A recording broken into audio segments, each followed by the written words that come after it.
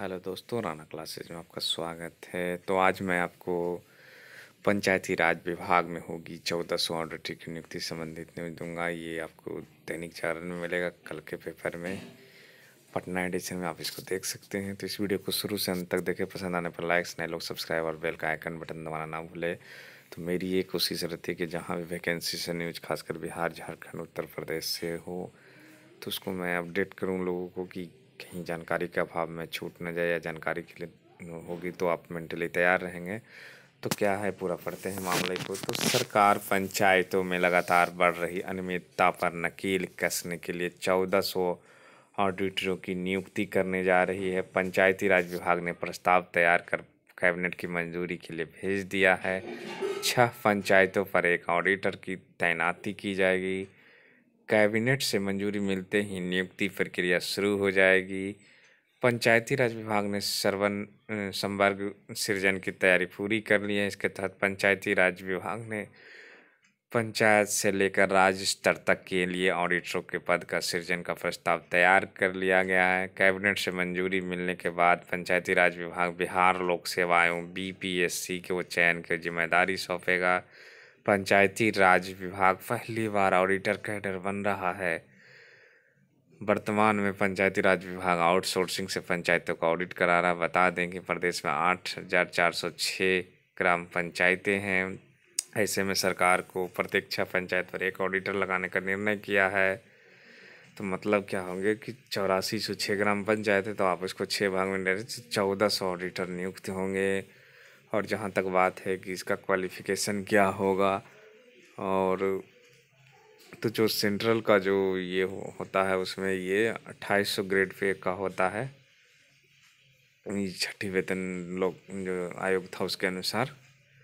और ये जो बीपीएससी ऑडिटरों की नियुक्ति लेगा तो हो सकता है इसकी बहाली जो होगी वो बीपीएससी के पद में नहीं जुटेगी, क्योंकि उम्मीद कम है। और 65वीं में नहीं जुटेगी। ये अलग से वैकेंसी अगर आएगी बीपीएससी, या नहीं तो कुछ मुझे भी डाउट हो रहा है कि बीपीएससी 2800 ग्रेड पे वाले को क्यों ज्वाइन करेगी, बीएसएससी निकालेगी साथ में।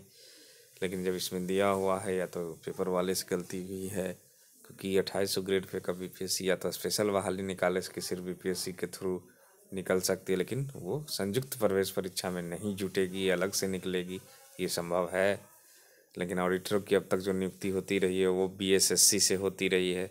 अगर ये 1400 ऑडिटर CGL 3 में जुटती है तो काफ़ी सीट हो जाएंगी, और लगभग 4 से 5,000 सीटें होंगी। तो CGL 3 है जो कि फरवरी लास्ट में आने की उम्मीद है, और नहीं तो फिर इलेक्शन बाद ही संभव है, क्योंकि मार्च में आचार संहिता लागू हो जाए, और आचार संहिता लागू होने के बाद नई बहालियाँ विज्ञापन नहीं निकल सकती। प्रक्रिया भले ही चलती है लेकिन बहालियाँ नहीं निकलती है।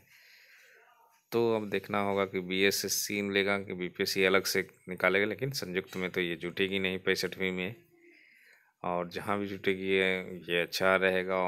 और ये चीज़ तो जान लीजिए, इसका भी परीक्षा होगी, और इसका जो योग्यता है वो जनरली मैथ और से कॉमर्स रहना चाहिए, लेकिन अभी क्लियर नहीं है। अभी मैं इस चीज़ से लेकिन मैथ और कॉमर्स अगर है तो आप निश्चिंत है कि इसको आप पूरी तरह भर सकते हैं। तो 1400 के लिए आप लोग है जो कि ये अच्छी जॉब है। और ख़ासकर बिहार में ऑडिटरों का जॉब, क्योंकि अब तक जो ऑडिटर है आउटसोर्सिंग से मंगाया जाता है, तो ये काफ़ी दिक्कत हो रही थी खासकर पंचायती राज विभाग में।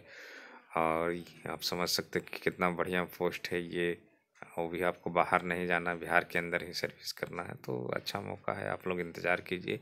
और अगर सब चीज़ सही रहा तो ये भी फरवरी तक निकल जाएगी, नहीं तो फिर इलेक्शन उम्मीद है कि जल्द निकलेगी।